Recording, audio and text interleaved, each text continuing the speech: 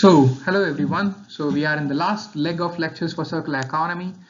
There are two more modules left. One is on the waste, one is on the legislation and policies relevant to circular economy, and one would be on the criticisms on circular economy. So on the criticisms on circular economy, what I'm going to do is to introduce you to the perspectives of various critiques of circular economy, and you're going to make up your own mind. You're going to read them and formulate your own thoughts on what you think about them. Okay.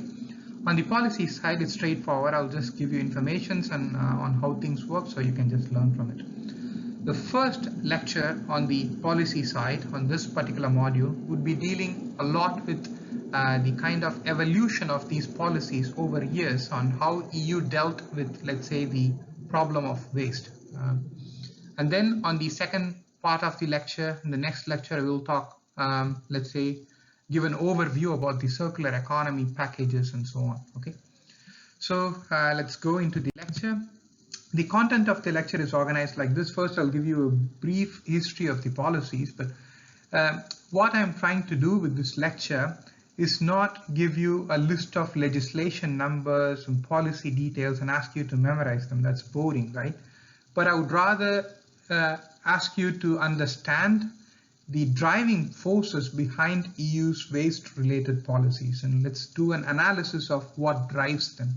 Okay, and then we will understand what are the current consequences of those policies. Okay, then we will give a special focus to what's called as the waste hierarchy, and I will introduce a terminology called as waste hierarchy index. It's more like an indicator. Okay, and I'll give you an overview on extended producer responsibility, and we will take a very specific look into sustainable battery regulation that's coming up in EU. I'll give you a few insights on them. Let's start off with something interesting. So as you see from the posters, they are quite remarkable, because I went on to read this book called as Waste and Want, A Social History of Trash by Susan Strasser. It is quite interesting to see the waste policies during World War II, during emergency, because the state had so much of say and it controlled a lot on how the waste was handled. The aluminum collection, the take back of the scrap, was promoted a lot by the state. And in fact, I think in 1943, or maybe a little bit before, F.D. Roosevelt organized what's called as WPB, War Production Board. And through this, he gave a list of L's and M's. What are L's and M's? L's are limitations, and M stands for the material order, I think.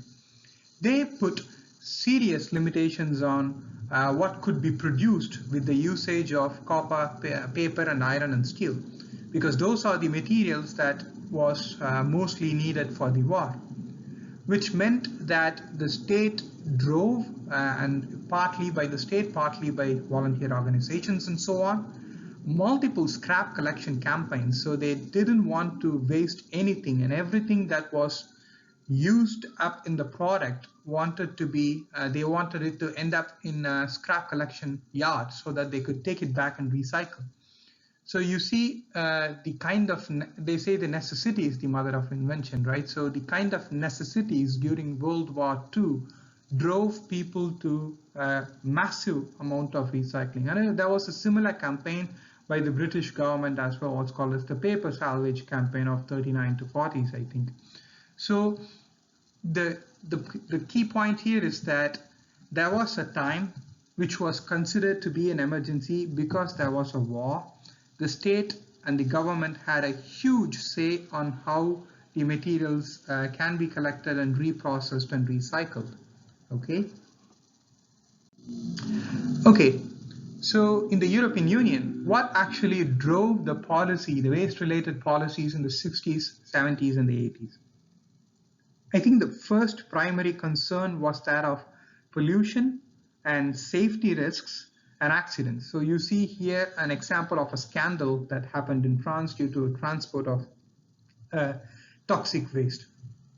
So this basically was the impetus, the reason behind the formulation of few of the policies. The first was a sort of what's called as command and control approach that was taken during 70s and 80s. So the idea there was to have the reduction of risk and the remediation, and then you put up directives such as the 75 hazardous waste directive to limit the usage of these hazardous chemicals into products. So then came the Basel Convention in the 80s, in the late 80s. So there, the idea was not just to limit the hazardous waste. Of course, it was a component in, but also to say that, look, we can't be transporting or we can't be moving these hazardous waste from one place to another and then say the problem is solved. Outside of EU and say the problem is solved. So let's try to adhere to some sort of these international conventions. And also let's make sure that the production in itself remains clean. Okay. Now there is one major part of the puzzle that they missed, and they came back to correct it during the 2000s. So the landfill directive addressed a specific, among others, addressed a specific issues. You see, the waste is mostly, a lot of it is still being incinerated, right? So it's just burned up. And the emissions from the incinerations are still really concerned. Now, during at least in the late 90s and early 2000s, we have this idea about climate change and then emissions causing harm. So those were integrated into the policy approach of European Union, and then they said, like, let's also mitigate, reduce emissions even from the waste treatment plants. That was one of the motivations. And then came a sort of an approach where they said, like, let's strategize on an even bigger level, where we say that we are going to promote, let's not just talk about somehow handling this waste and making sure that we don't have a sort of a problem in hand due to hazardous and toxic chemicals, but let's actively promote recycling. Let's not just consider waste as a safety problem to be tackled with, but also consider waste as a resource, as a valuable resource from which we can take back the material that we used in the first place. So that was what was driving the later half of regulations in European Union. So you see, there are a set of evolutions that EU's policies went through. So the 75s to 90s, you basically have these administrative steps. So the member states should make a list of the waste. They should have a record on the quantities of the waste. So the focus here was clearly on the volume. So let's reduce the volume. Let's handle the volume that we are having. So to the left, you see all the different types of legislations and narratives went into formulating this legislation. So you could see in terms of the treatment operations, what are the important waste streams here and how they are being currently treated under which directives. You have the specific one for the batteries and accumulators, you have one for packaging waste, PCBs, the printed circuit boards, and then you have the ELVs, the end-of-life vehicles, and then the hazardous substances, mining, waters, waste oils, and so on. Okay, so you on those days had the start of the polluter pays principle. So obviously the name makes it obvious. The ones who pollute have to pay for it's sort of internalizing the externality. When you have pollution that is coming from the product that you're producing, you are responsible for it. We are going to talk a little bit more about this concept of responsibility in EPR. And then once you have a sort of incorporation of the emission standards because of the IPCC, because of the talk about global warming and climate change, things also changed into a different direction. Because of that, we have also a lot of recycling initiatives. A part of it is scarcity of resources, but a part of it is also the environmental impact of resources. That's the major thing which is driving these recycling initiatives as well. And then we are going to also talk about prevention of the waste in the first place, which is often neglected in the next few slides.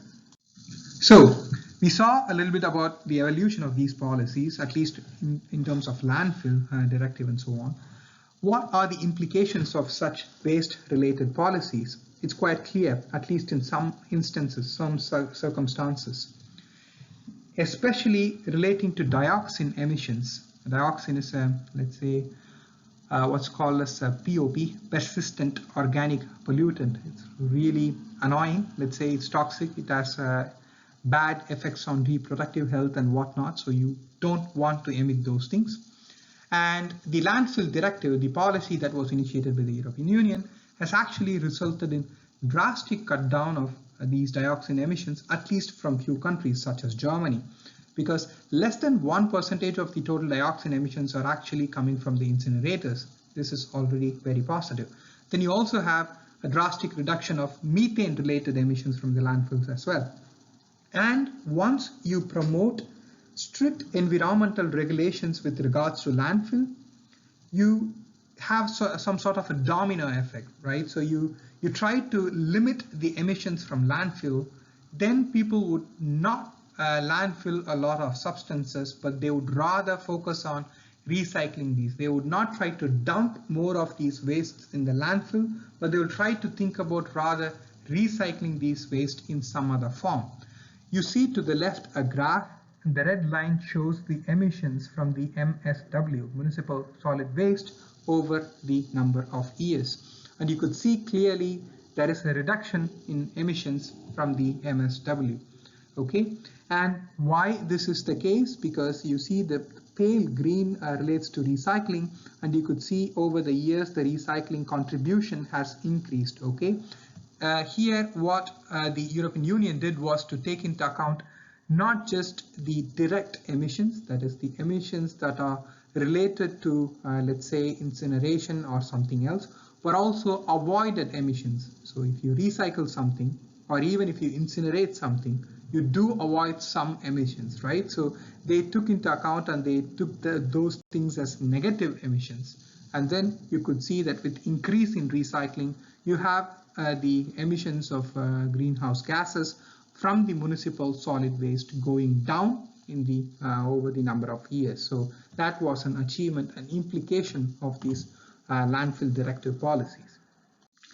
Okay, so now the idea of waste legislation has moved on to a point where we are now talking a lot about taking into account the sustainability and life cycle thinking as well, a sort of a holistic approach, right? So that's where the environmental action programs, the 6th and 7th EAPs come in.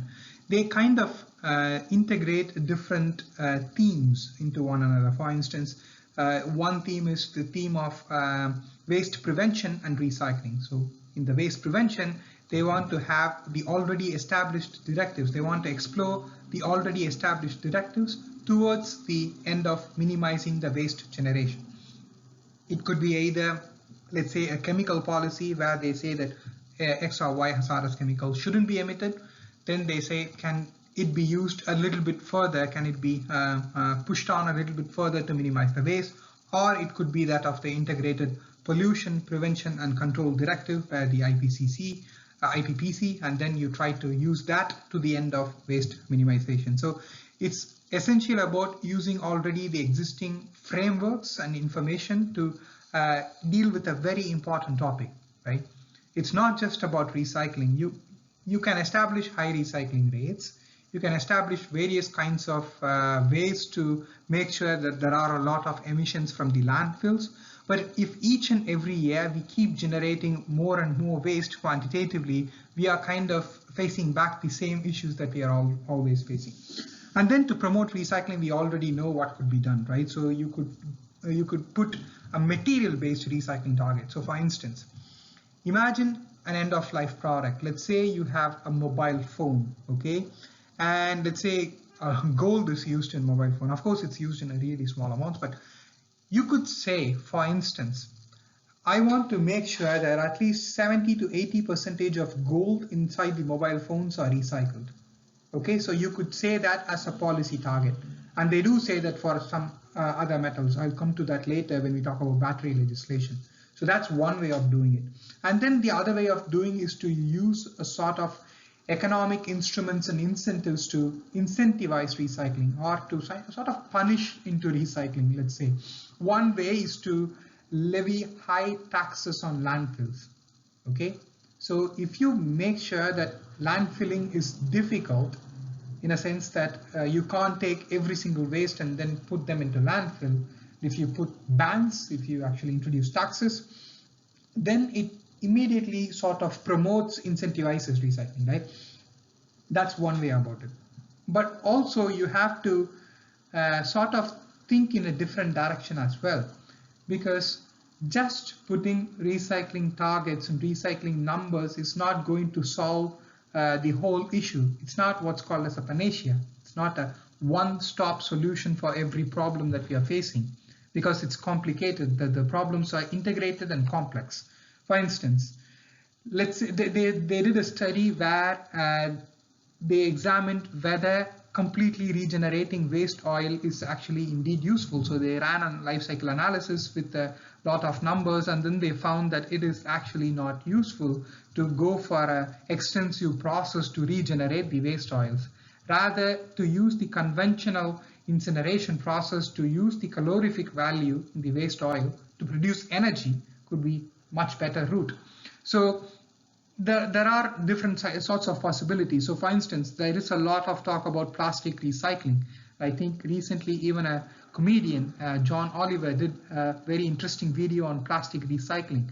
So it's really hotly debated topic. And you could see that the plastic downcycling is already an issue, because once you have mixed streams of plastics where let's say you have a lot of contamination, then the amount of energy that is needed for separation, as well as the kind of plastic that you would get out of the recycling and how you could put them back into the market or into the economy, integrating them back into the economy, is already a problematic issue, because oftentimes you see what's happening is that the plastic from the sources of end-of-life products is getting downcycled, and then they never come back into the market again. So that's you can call that recycling, but in actuality, most of the times what happens is that the plastic gets downcycled. Then that indeed is also an issue. So it is thinking not just about somehow handling the waste, but to have an overall idea about the environmental impact of the waste and the recycling processes and the handling processes that we are ultimately choosing to actually do. Okay, so that's where the EAP is going. So we have all these integration of the product policies where we make sure that we design for environment, design for recycling, and then we make sure that we use the resources, the primary resources, on the first place sustainably, and to put them together with recycling and prevention of waste. In all these things, there is one thing that is often talked about, and it is very important. It's what's called as waste hierarchy. That is sort of a very important part of this sort of legislations and processes. We'll see going on into the next slides what is waste hierarchy, and then can we actually measure waste hierarchy using sort of an indicator or index, and why do we do so? Okay, waste hierarchy is essentially this. It goes from the best option, right? So prevent waste in the first place, or you can reuse the product or recycle the product. Essentially, these are things that we already covered in the loops in circular economy, right? And then you go towards the worst options. It goes down into recovery of energy by incineration. That is just to incinerate these waste and then to recover energy from the calorific values that are present in the waste. Or ultimately you dispose the product in a landfill, which is literally the worst option that you will actually do according to the waste hierarchy. Okay, so this waste hierarchy is the sort of circular economic way of actually viewing waste. Okay, so some researchers came up. So a bunch of researchers took this waste hierarchy and then they tried to answer a simple question. Does high recycling rate mean that we as a society are functioning as a recycling society? The answer to this is obviously yes, right? That's how it intuitively sounds. They came up with an answer that no, it's not actually the case. And how they answer the question is quite fascinating. It's very simple. This lecture teaches you two things. First thing is obviously the content of the lecture that I'm going to give you. But the other most important thing is how to actually pose questions in these scenarios and how to find answers. And I'll tell you the solution that they came up with, and it is quite simple.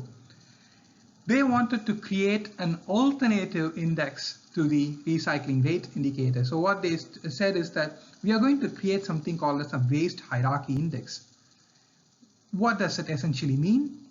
See, I'll give you a +1 score for things that are, let's say, let's take the total waste that is getting treated in any particular country. Okay, again, see the word treated, not waste generated, but waste treated. Okay, so what they are saying is that if the waste goes to reuse or recycling or composting and digestion, which is essentially the loops of circular economy, I'm going to give a positive value to it. So I'm just going to multiply it by 1, and that's going to be the one that are positive to circular economy. On the other hand, if it goes down in the waste hierarchy, that is, if the waste is going to incineration or to landfill, then I'm going to give a negative value to it. Okay, then they just took a -1 and they multiplied the waste that is going to incineration and landfill. So imagine 1,000 tons of waste exist, and let's say 700 goes here, yeah, and 300 goes here. Calculate the waste hierarchy index. It's quite simple, right?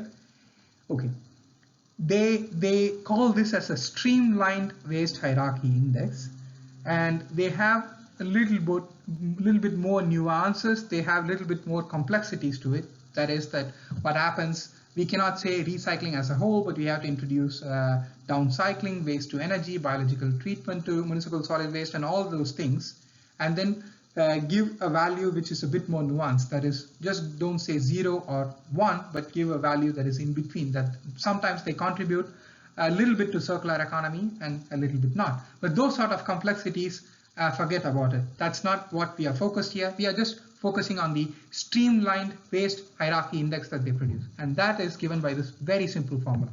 Okay, and their assumptions are simple. If you incinerate or landfill, that's not contributing to circular economy, but rather if you recycle, reuse, or compost, that's going to be contributing to circular economy. As simple as that. What did they find? They found something quite remarkable and interesting. So what they say is that if you take so forget the scenarios 1s and 2s, it goes into the nuances that I talked about in the last slide. So just focus on what's called as the streamlined waste hierarchy index.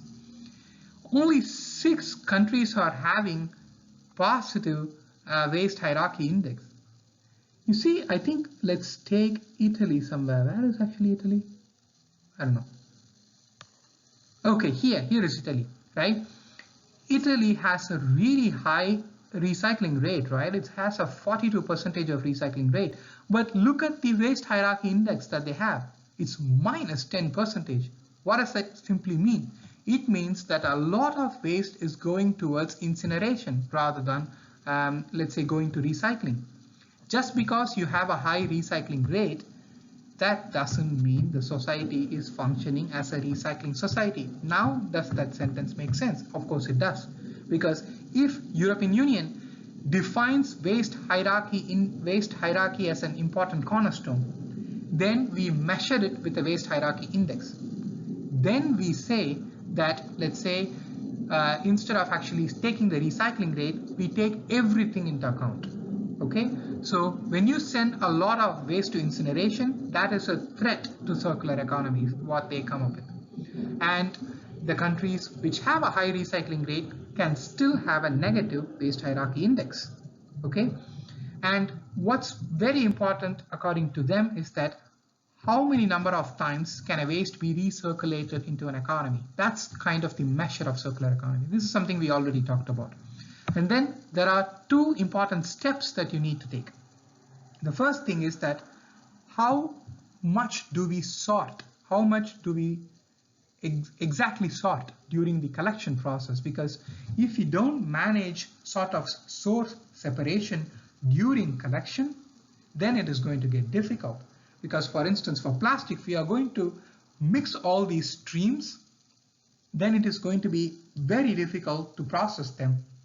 And the second focus, only then you have to focus on what's called as the BAT, not the mammal with wings, but best available technology. So what is the best available technology for recycling? Can we improve it? That comes later. The first thing is separation and sorting during collection, and then you put it together with improvements to best available technology, then you have a promotion towards recycling.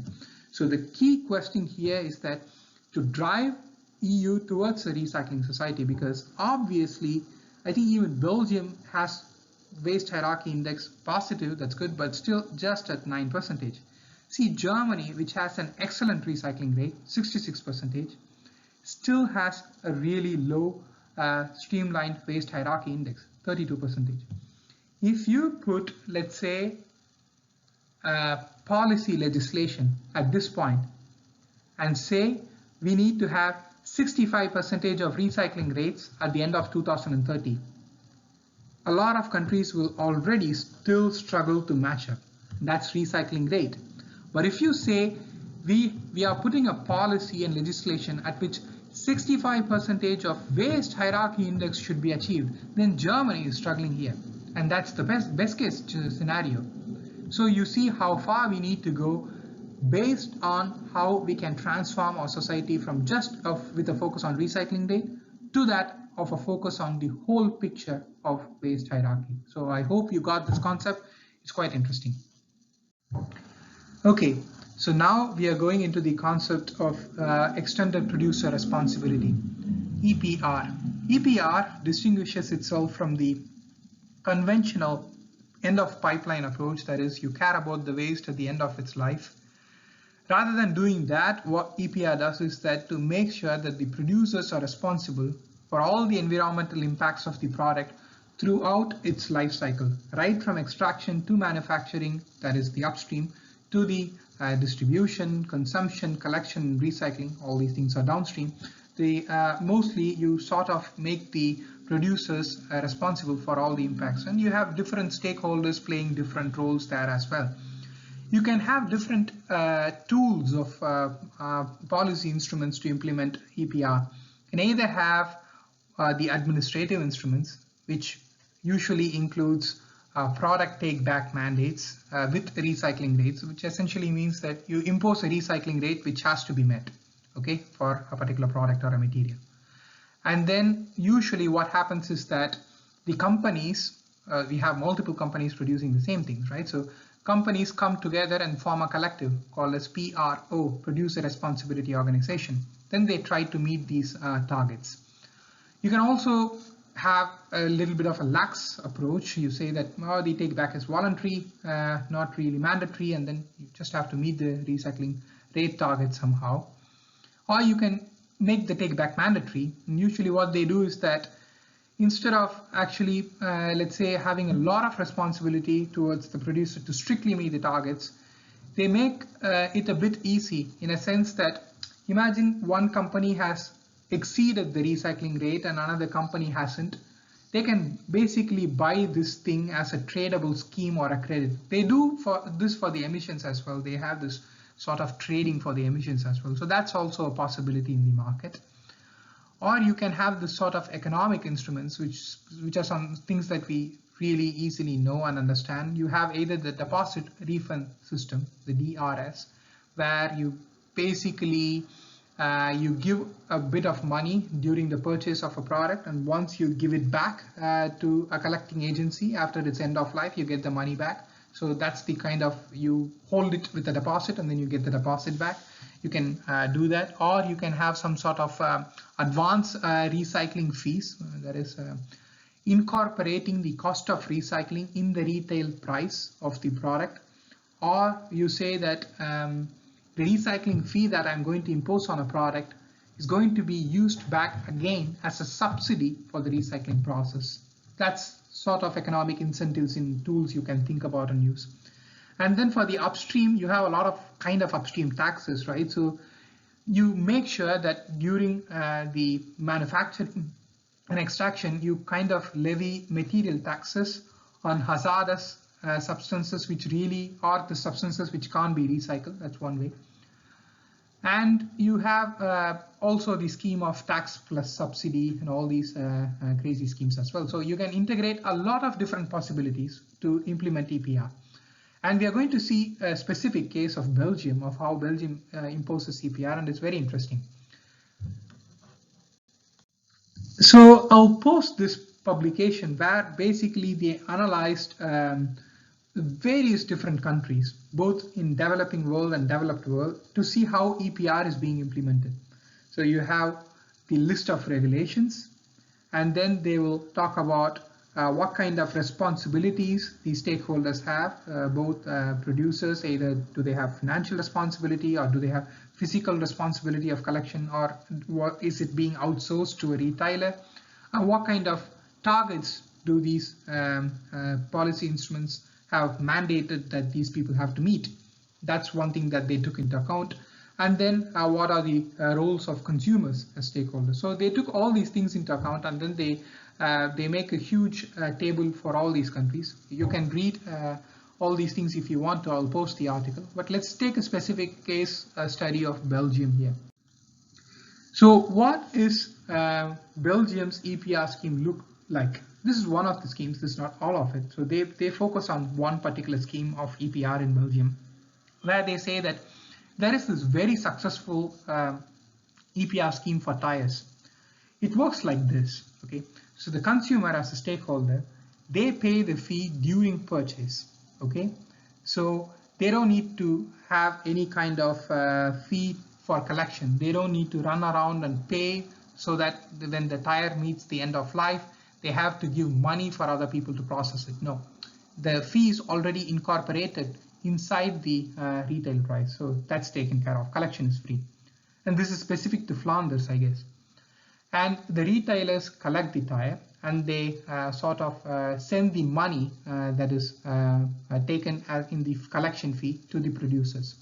The producers, they pass on the collection fee to this non-profit organization called as Recitire, which is responsible for recycling of the tire. So this is the sort of loop that it goes through. And what is the result of this particular EPR scheme? We have now a 55% of material recovery from tires. It could be in multiple different ways. You could recycle the tires, reuse it, or what's called as also retreading works. Okay, and 45% is going to incineration. And you know that incineration is not really a part of circular economy, but the material recovery part is going up over the years. So the recycling is working better with EPR. And you have almost really high collection, almost 90% of collection of these end-of-life tires, and not a lot of dumping is going on. So you have two parts working in tandem here. The first is that you have different roles of stakeholders, and you have the money of collection incorporated in the retail, and the retailers, they have the job of collecting the tires, and then they sort of send this collection fee to the producers. The producers, they have this responsibility of outsourcing the fee to the non-profit organization, which takes care of recycling the tires. Okay, so what if the producers are not complying with this? They just don't care. How do we deal with this problem? So for the first stage, the OAM in Flanders, it issues a written statement, and the environmental damage and crisis management takes a look into this, and then they give a little bit more time to producers to comply. And if at the end of the day the producers never comply, you just penalize them. You levy a tax, you ask them to pay a fine, and then they fall in line. So you see, to make sure that you meet this recycling targets or material-based targets, what you have to do is first set a number, and then make sure a scheme is in place so that all these things fall in place. And if they don't fall in place, you also have a scenario in which you have non-compliance. Then you have to make sure that it is penalized so that people comply. So all these things go into making a successful EPR policy. Okay, and this is for Belgium. I just took Belgium as a case study because probably more interesting for you guys, but you can take a look into all these other countries. For Switzerland, it has a very interesting case study scenario for the waste electrical and electronic equipments. And for Germany, of course, Germany has so many different schemes. So you can take a look into all the different countries that you want. So what are the EPR conclusions? The best working cases is when the producers take financial responsibility and then they outsource the physical responsibility. Okay, so usually the retailers and other people take the physical responsibility of collection and recycling, but the producers should be held accountable for the financial responsibility. And if things don't work, if there is a non-compliance, then you make sure that you impose penalty. That's administratively easy to monitor because you're imposing on one particular or like a bunch of organizations, and it has proven to be the most effective way to make sure that people are complying. But all these things hold good for the developed countries. For the developing countries, there is a huge issue there, because you have a very thriving informal sector market for recycling or collection. So they are really competitive. And in India, I know that lead acid battery recycling is a nightmare. It's possible to do it, but in every city you have so many informal sector recyclers that the retailers just collect it and then sell it to the informal sectors because they could make a quick buck. So you can't put that just the responsibility back on the producers here, because the collection is a nightmare. So you have to have a huge state's role in implementing a proper EPR in developing countries. So that's the difference between imposing an EPR in developing countries versus developed countries, because they found really with a lot of factors that if you have an informal sector, EPR simply falls apart because it's very difficult to implement. Okay, let's end up with what's called as the sustainable battery regulations. This is something that is under debate, and I think until last month you could send a feedback if you want to on how to improve these regulations. There was a regulation for batteries in 2006, but the new one is coming, and it's probably one of the most important waste regulations ever in EU's waste legislation history, in my opinion. Why? Because we are going to decarbonize. We are going into the path of decarbonizing and using electric vehicles as an alternative for the conventional vehicles in transportation. And all of them are going to contain batteries. If somebody says they are going to contain fuel cells, they are probably wrong. And they are going to mostly contain batteries. So batteries are not easy to make. They have a lot of critical metals which are scarce at times, which are not so easy to produce. The production is emission intensive, so you have to impose recycling targets to actually make sure that the batteries are getting recycled. So what are the targets that EU is setting? It's partly ambitious, partly confusing. So they are actually setting a good collection rate, at least 70% in 2030, which is not bad. They are setting a 65% of recycling efficiency. This is actually a bit complex. I'll take you through these ideas so you understand how difficult it is to make policy with numbers. If you put a 65% of recycling efficiency for a battery, I can meet it very easily. Battery has a lot of critical important components that you want to recycle, okay? But it has a lot of dead, not useless, but dead, not so important components. Even if you recycle or recover these cans, collectors, and all these sort of not so important components from batteries, that increases your recycling efficiency. So that number doesn't actually mean much. It means a bit, but not the entirety is captured in this picture. So EU comes up and puts another number on material recovery rate. So we are having critical metals inside these batteries. There is cobalt, which is really important because you can take the famous articles from Washington Post on cobalt production and the issues in Congo. It has a lot of issues of child labor and so on, okay? So you need to recycle cobalt because of both the environmental, ethical, and material constraints. So they are putting a really high number on cobalt, copper, and nickel at 95%, and not a lot on lithium. It's only 70% by 2030. Why? Because the current available technologies are not focused on recycling lithium. Okay, so that in itself is being concerned right now. And the next thing is the most important one: recycled content. You already know what a recycled content is.